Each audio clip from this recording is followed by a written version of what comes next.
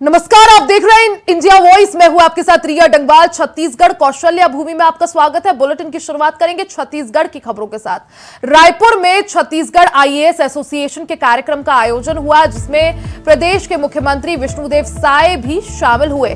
मुख्यमंत्री को Chhattisgarh IAS association के सदस्यों ने दिव्यांग बच्चों द्वारा बनाए गए स्मृति चिन्ह भेंट किए। वहीं कार्यक्रम को संबोधित करते हुए मुख्यमंत्री विष्णुदेव साय ने कहा कि आईएएस अधिकारियों पर शासन की योजनाओं को धरातल तक पहुंचाने की बड़ी जिम्मेदारी रहती है। आईएएस अधिकारियों और राजनेताओं का जीवन बहुत कुछ एक जैसा ही होता है। दोनों का उद्देश्य जन सेवा ही रहता है।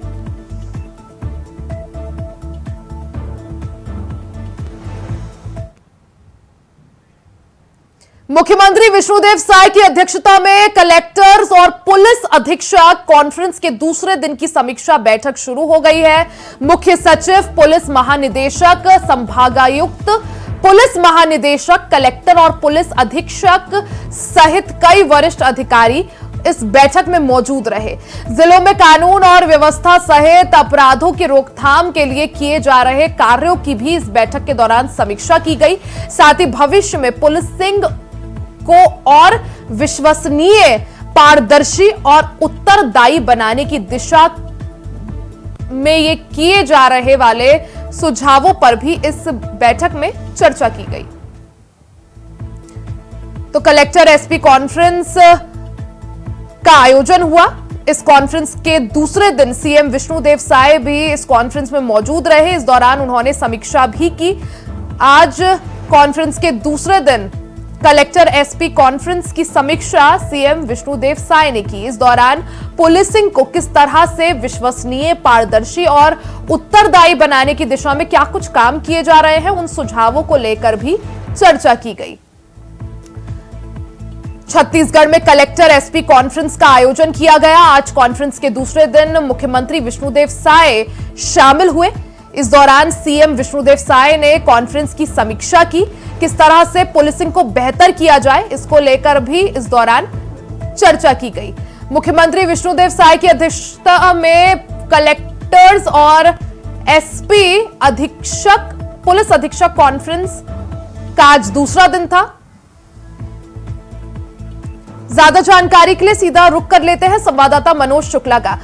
मनोज, आखिर किस तरह से पुलिस व्यवस्था है, कानून व्यवस्था को किस तरह से विश्वसनीय बनाया जा सके, पारदर्शी बनाया जा सके और उत्तरदायी बनाया जा सके, इस कड़ी में कलेक्टर एसपी कॉन्फ्रेंस का आयोजन किया जा रहा है। आज कॉन्फ्रेंस का दूसरा दिन। आज कॉन्फ्रेंस के दौरान क्या कुछ हुआ?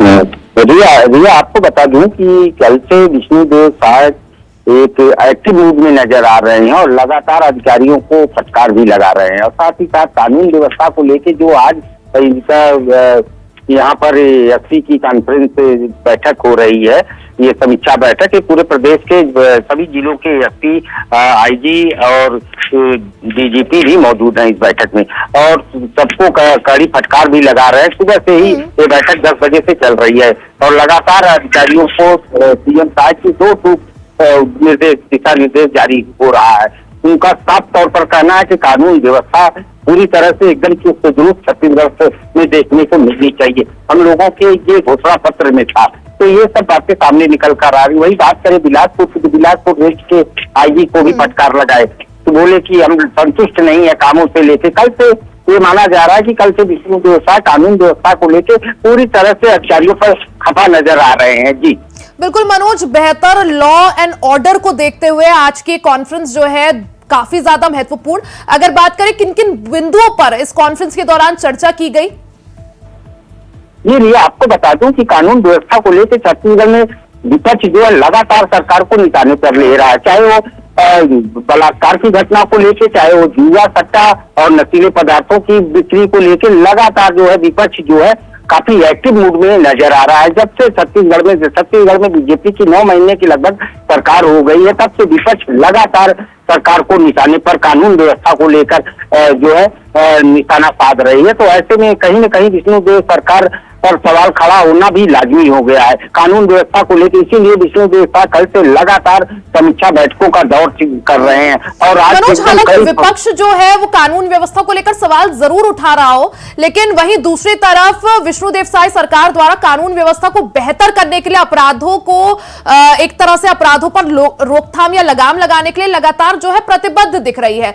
इसी कड़ी में आज ये कॉन्फ्रेंस का भी आयोजन जिसमें तमाम बड़े अधिकारी जो है शामिल हुए।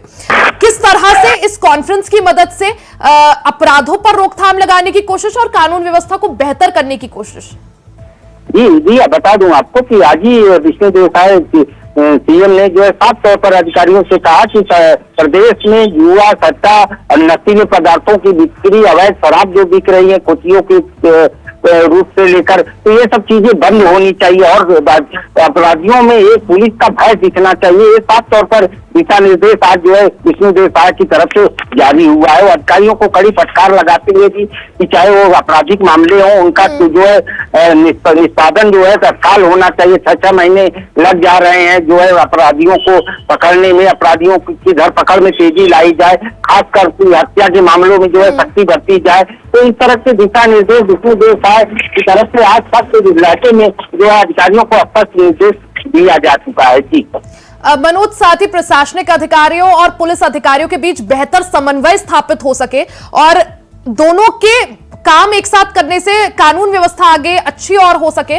उसके लिहाज से आज की इस कॉन्फ्रेंस में क्या कुछ अहम? जी भैया, निश्चित रूप से कलेक्टर और एसपी जिले के उच्च अधिकारी होते हैं। अगर दोनों में समन्वय नहीं रहता तो अपराधियों को उनकी जो है इसी चीज का फायदा अपराधी उठाते हैं। तो ऐसे में विष्णुदेव साय का ये निर्देश जारी हुआ है कि कलेक्टर और एसपी आपस में समन्वय बनाकर जो है कार्य करें और अपराधियों पर नकेल कसें और अपराधियों में एक भय सा दिखना चाहिए, प्रशासन का, पुलिस का भय दिखना चाहिए। इस बात को लेकर विष्णुदेव साफ तौर पर जो है मुख्यमंत्री का ये दिशा निर्देश आज जारी हो गया है। बिल्कुल यही वजह है मनोज की छत्तीसगढ़ में कैसे बेहतर लॉ एंड ऑर्डर की स्थिति जो है बरकरार रखी जाए और उसे आगे बढ़ाया जा सके। इसी को देखते हुए आज की कॉन्फ्रेंस कलेक्टर और एसपी ये जो कॉन्फ्रेंस है काफी ज्यादा महत्वपूर्ण। मनोज, बहुत बहुत शुक्रिया जानकारी के लिए। वहीं मुख्यमंत्री विष्णुदेव साय ने कहा है कि कलेक्टर्स आम जनता के हितों को ध्यान में रखकर संवेदनशीलता के साथ काम करें। शासन की फ्लैगशिप योजनाओं के क्रियान्वयन में किसी भी प्रकार की कोताही बर्दाश्त नहीं की जाएगी। उन्होंने आगे कहा कि कलेक्टर्स अपने काम की पुरानी शैली बदले, मिशन मोड पर काम करें और शासन की योजनाएं गांवों के अंतिम व्यक्ति तक पहुंचाएं, इसका पूरा ख्याल रखा जाए। साथ ही सीएम विष्णुदेव साय ने राजधानी में आयोजित लगभग 8 घंटे तक चले कलेक्टर एसपी कॉन्फ्रेंस में ये बातें कही। उन्होंने कहा कि सभी फ्लैगशिप योजनाओं में सैचुरेशन के लक्ष्य को ध्यान में रखकर काम किया जाए।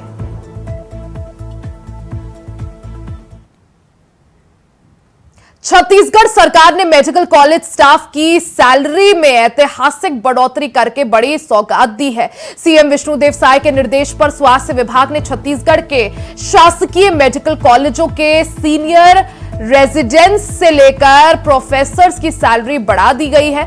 गैर अनुसूचित क्षेत्रों में 1,90,000 रुपए वेतन, लगभग 23% बढ़ोतरी की जा रही है। स्वास्थ्य मंत्री श्याम बिहारी जायसवाल राज्य में स्वास्थ्य के क्षेत्र में बेहतरी के कार्य को लेकर लगातार प्रतिबद्ध है। इसी को लेकर मुख्यमंत्री विष्णुदेव साय के मार्गदर्शन और स्वास्थ्य मंत्री श्याम बिहारी जायसवाल के निर्देश पर स्वास्थ्य विभाग ने एक बड़ा निर्णय लिया है। इस निर्णय के अंतर्गत शासकीय चिकित्सा महाविद्यालयों के सीनियर रेसिडेंट्स, पीजी सहायक प्राध्यापक, सह प्राध्यापक और प्राध्यापकों के वेतन में ऐतिहासिक बढ़ोतरी की गई है।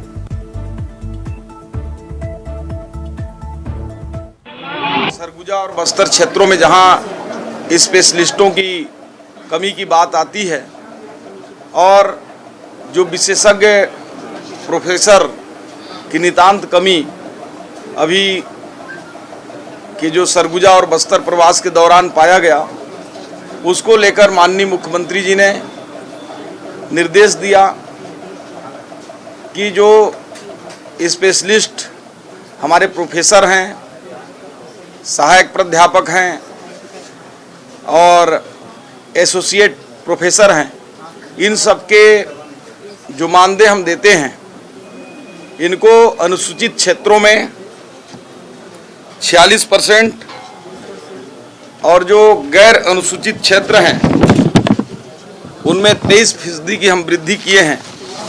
इस प्रकार से जो हमारे सरगुजा और बस्तर, साथ ही कुछ ऐसे अनुसूचित जिले हैं जैसे कोरबा, इन क्षेत्रों में जो मेडिकल कॉलेज हैं, इनके प्राध्यापक को हम पहले 1,90,000 देते थे, अब उनको 2,25,000 देंगे। सहायक प्राध्यापक को 1,55,000 देते थे, वो 1,85,000 देंगे। छत्तीसगढ़ शासन के स्वास्थ्य मंत्री श्याम बिहारी जायसवाल ने सुपेला अस्पताल का निरीक्षण किया। उन्होंने सुविधाओं और समस्याओं को लेकर संबंधित डॉक्टरों से बातचीत भी की। स्वास्थ्य मंत्री के पहुंचने की बीजेपी के नेताओं को भी भनक नहीं लग पाई। मंत्री श्याम बिहारी जायसवाल के साथ जिले के स्वास्थ्य अधिकारी भी मौजूद रहे। इस दौरान स्वास्थ्य मंत्री श्याम बिहारी जायसवाल ने अस्पताल के ओपीडी, महिला वार्ड सहित कई वार्ड और एक्सरे मशीन सहित स्वास्थ्य संबंधित कई मशीनों को देखा। उनके संबंध में सुपेला अस्पताल के स्टाफ से भी पूछताछ की। इसके अलावा उन्होंने अस्पताल की सफाई व्यवस्था, पानी की व्यवस्था भी जांची। आदिवासी वर्ग को मुख्यमंत्री बनाए हैं तो भारतीय जनता पार्टी सबको साथ देना चाहिए। धन्वंतरी दुकान को बंद करने जा रहे हैं? नहीं, अभी कोई ऐसी योजना नहीं है, परंतु जन औषधि केंद्रों को जो माननीय प्रधानमंत्री जी के एक महत्वपूर्ण जेनरिक दवाइयों को बहुत कम रेट पर देने का एक जो पहल है, उसको हम बड़ी तेजी से खोलने जा रहे हैं। वहीं सांसद बृजमोहन अग्रवाल ने रेल मंत्री को पत्र लिखकर रायपुर केंद्रीय Abhanpur board broad gauge route पर जल्द से जल्द ट्रेन सुविधा शुरू करने की मांग की है। उन्होंने इस रूट पर यात्रा करने वाले हजारों दैनिक यात्रियों, मजदूरों और विद्यार्थियों को हो रही समस्या का हवाला देते हुए कहा कि इस क्षेत्र के लिए ट्रेन सेवा की अत्यधिक आवश्यकता है। रायपुर केंद्रीय अभनपुर ब्रॉड गेज पर शीघ्र मोनो रेल आरंभ करने हेतु संबंधित अधिकारियों को निर्देश दें।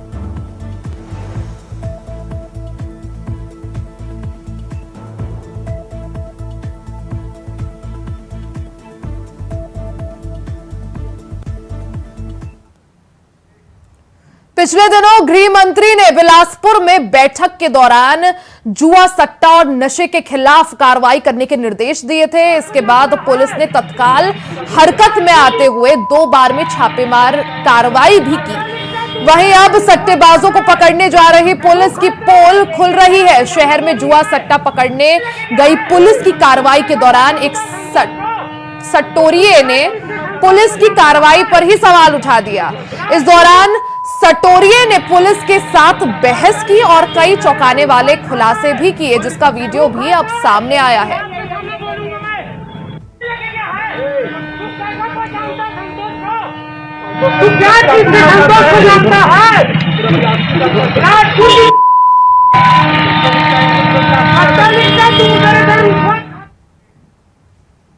वहीं छत्तीसगढ़ में बिगड़ती कानून व्यवस्था और बलौदाबाजार मामले को लेकर कांग्रेसी राजभवन पहुंचे, जहां पीसीसी चीफ दीपक बैज की अगुवाई में कांग्रेस प्रतिनिधि मंडल राजभवन पहुंचा और राज्यपाल रमन डेका को ज्ञापन सौंपा।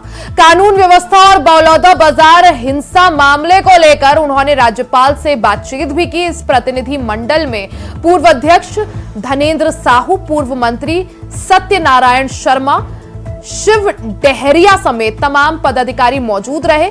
सीमेंट की मूल वृद्धि को लेकर भी कांग्रेस कार्यकर्ताओं ने गांधी चौक में धरना प्रदर्शन किया। पीसीसी चीफ दीपक बैज ने कहा कि जब से राज्य में बीजेपी की सरकार बनी है, राजधानी रायपुर में औसतन रोज 3 हत्या हो रही है। ऐसा कोई दिन नहीं होता जब भयावह हत्या की 1 या 2 घटनाएं सामने नहीं आती हो। अपराधी इतने बेलगाम हो गए हैं कि सरेआम सड़क पर दौड़ा दौड़ा कर चाकू मार रहे हैं।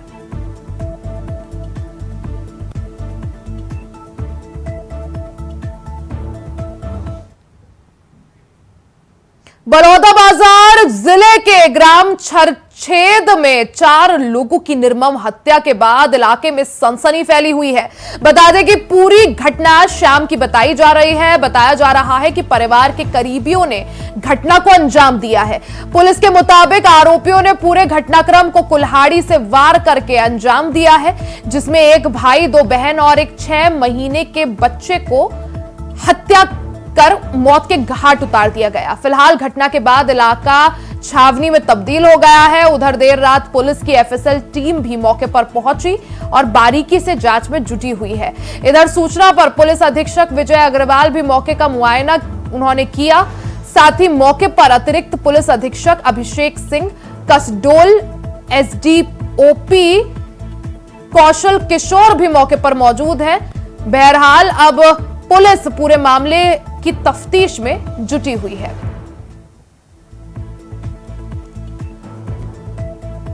तो बलौदाबाजार से पूरा मामला, जहां एक ही परिवार के 4 लोगों की बड़ी बेरहमी से हत्या कर दी गई और चारों को मौत के घाट उतार दिया गया। बलौदाबाजार जिले के एक गांव में 4 लोगों की निर्मम हत्या के बाद इलाके में सनसनी का माहौल है। बता दें कि पूरी घटना शाम की बताई जा रही है। बताया जा रहा है कि परिवार के कुछ करीबियों ने ही घटना को अंजाम दिया और परिवार के 4 लोगों को कुल्हाड़ी से काटकर मौत के घाट उतार दिया।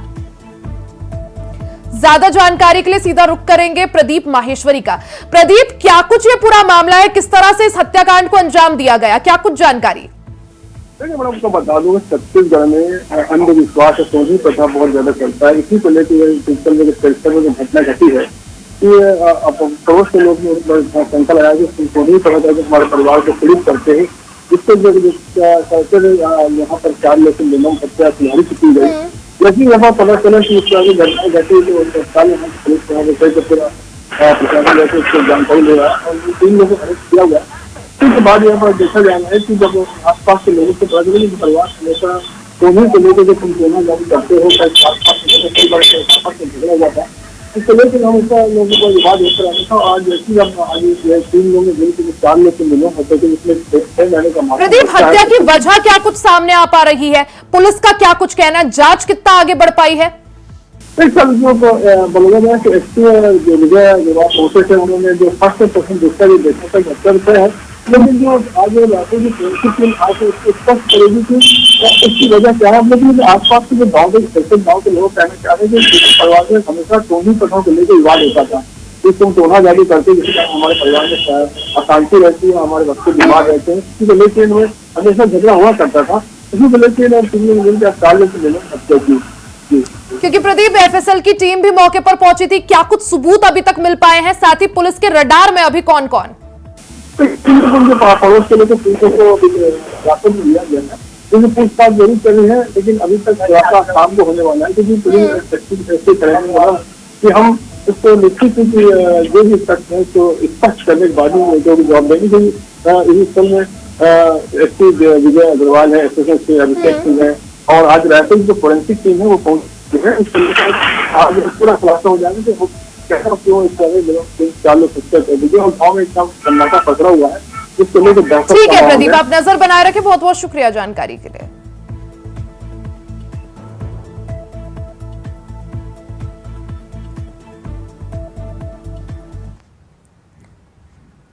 प्रदेश की शिक्षा विभाग ने स्कूलों में छुट्टियों को लेकर एक बड़ा ऐलान किया है, जहां कुल 64 दिन छुट्टी का ऐलान किया गया है। स्कूलों में इस साल दशहरा और दीपावली में 6-6 दिन की छुट्टियां रहेंगी। इस तरह शीतकालीन अवकाश 6 दिन का ही रहेगा।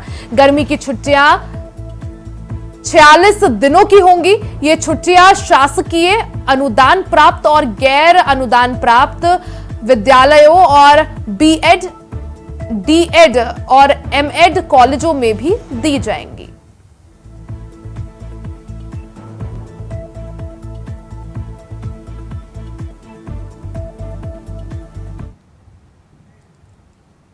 छत्तीसगढ़ के किरंदुल में सीआईएसएफ के जवानों को मिले प्रेशर आईईडी बम निरोधक दस्ते ने निष्क्रिय कर दिया है।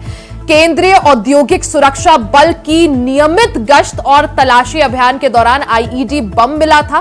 दरअसल इससे पहले भी नक्सलवादियों द्वारा बेलाडिया पहाड़ियों में तैनात केंद्रीय औद्योगिक सुरक्षा बल को क्षति पहुंचाने और खदान के सुचारू संचालन को बाधा पहुंचाने के उद्देश्य से कई प्रयास किए गए, जिसमें अभी तक 23 से ज्यादा जवानों ने अपना बलिदान दिया है।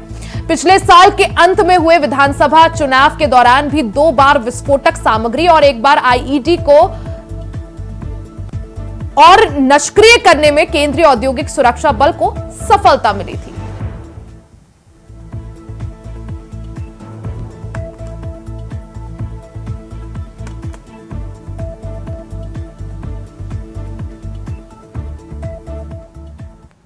ये बालाडीला आयरन और माइंस की हमारी जो किरंदुल यूनिट है उसमें आज सुबह रेगुलर पेट्रोलिंग और गश्त के दौरान हमारी टीम को एक सस्पिशन दिखाई दिया जो लगा उन्हें कि आईईडी हो सकती है, और इमीडिएटली उस एरिया को कॉर्डन ऑफ किया गया और दांतेवाड़ा पुलिस के सहयोग से उनकी बीडीएस टीम तुरंत पहुंच गई, और जब उसको चेक किया गया तो वाकई में वो आईईडी निकला जो एक प्रेशर मैकेनिज्म का आईईडी था, और उसकी आगे की जांच भी जब पुलिस और फॉरेंसिक साइंस लेबोरेटरी के द्वारा की जाएगी। ये हमारे जवानों की अलर्टनेस का एक सारे युग लोग हैं। अब पार्टी जिसको भी बनाएगी वो सारे युग लोग होंगे। सारे क्षेत्र अपने आप में महत्व रखते हैं, चाहे दूर का क्षेत्र हो, चाहे जगदलपुर के क्षेत्र हो, चाहे अंबिकापुर के क्षेत्र हो, चाहे बिलासपुर हो या रायपुर हो, सभी क्षेत्र अपने आप में एक महत्व रखते हैं। और क्षेत्रीय संतुलन की दृष्टि से, जातिगत समाज की दृष्टि से आपने जैसा कहा कि साहू समाज, तो साहू समाज को भी महत्व दिया गया है। हमारे पूर्वी समाज के लिए वो 2 मंत्री हैं, टंगराम वर्मा जी और ओपी चौधरी जी, तो सभी समाज को साधा गया है। वहीं कोयला घोटाले के आरोप में जेल में बंद कारोबारी सूर्यकांत तिवारी ने anti corruption bureau chief Amresh Mishra पर गंभीर आरोप लगाए हैं। सूर्यकांत तिवारी ने कोर्ट में लेटर भेजा है जिसमें उन्होंने लिखा कि एसीबी चीफ ने उन पर पूर्व सीएम भूपेश बघेल का नाम लेने का दबाव बनाया था। लेटर में सूर्यकांत तिवारी ने लिखा कि anti corruption bureau chief Amresh Mishra ने जेल अधीक्षक के चेंबर में उन्हें बुलाकर धमकाया और दबाव बनाया कि वो पूर्व सीएम भूपेश बघेल को पैसे देने की बात कबूल करें। वहीं मामले की बीच पूर्व CM Bhupesh Baghel central jail पहुंचे हैं।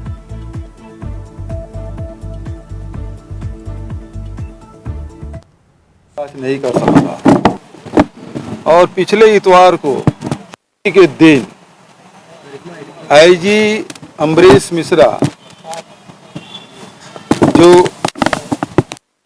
बिलासपुर संभाग के भी आईजी हैं और साथ ही एसीबी और ईडब्ल्यू के, और वो आके यहाँ एक बंदी से बुला के बिना अधीक्षक के उपस्थिति के उसके कक्ष में बैठ के उसे धमकाने डराने का काम किया गया, और उसमें सीधा सीधा उसको कहा गया कि मेरा नाम लो, और फिर उन्होंने एप्लीकेशन दी कोर्ट में, और तब फिर मैं यहाँ मिलने पहुंचा।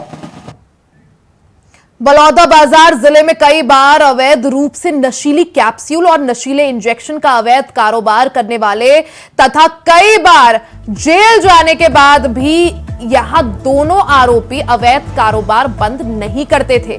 इसलिए प्रिवेंटिव डिटेंशन इन एनडीपीसी एक्ट के तहत 2 आरोपियों को रायपुर कमिश्नर ने महादेव कावरे के आदेश पर 3 महीने के लिए गिरफ्तार किया गया।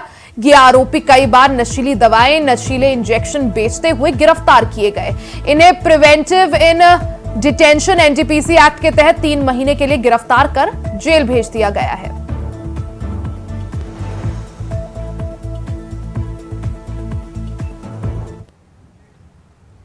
रायपुर राजधानी में बीते दिनों चंद घंटों की बारिश ने शासन के स्मार्ट सिटी के जो दावे थे उनकी पोल खोलकर रख दी।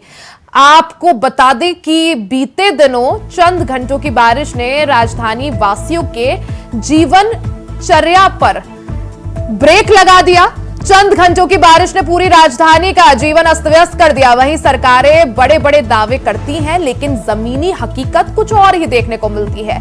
बता दें कि राजधानी के मोवा से सद्दू मार्ग पर जब्बार नाले से पानी निकासी के लिए जोड़ने वाली नाली पर रसूखदारों का कब्जा हो रखा है। बीते दिनों बारिश से मोवा से सद्दू जाने वाला मुख्य मार्ग पानी भर जाने से शासन प्रशासन की पोल खोलकर रख दिया।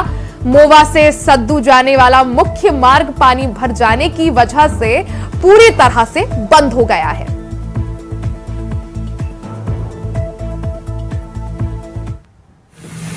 नाली क्या है, मोवा, अमन नगर, दल्लल सुनी, दुबे कॉलोनी, पूरों के निस्तारी का पानी इस नाले के मार्फत यहाँ से आकर के जब्बार नाले में जाना होता है। लेकिन यहाँ पे पेट्रोल पंप वाले द्वारा जो नाली निर्माण की गई है या निगम द्वारा की गई है, पुरानी नाली से 3-4 फीट ऊपर निर्माण कर दिया गया है। और अब पेट्रोल पंप के बगल में जो प्लाट था, इसमें मुरुम की पटिंग होने की वजह से पूरी निस्तारी का पानी अब वहाँ आकर के रुक जा रहा है।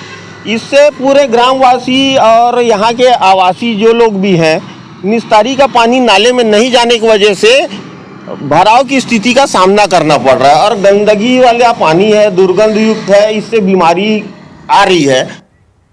बुलेटिन में फिलहाल के लिए सिर्फ इतना ही। खबरों का सिलसिला जारी रहेगा, बने रहे हमारे साथ।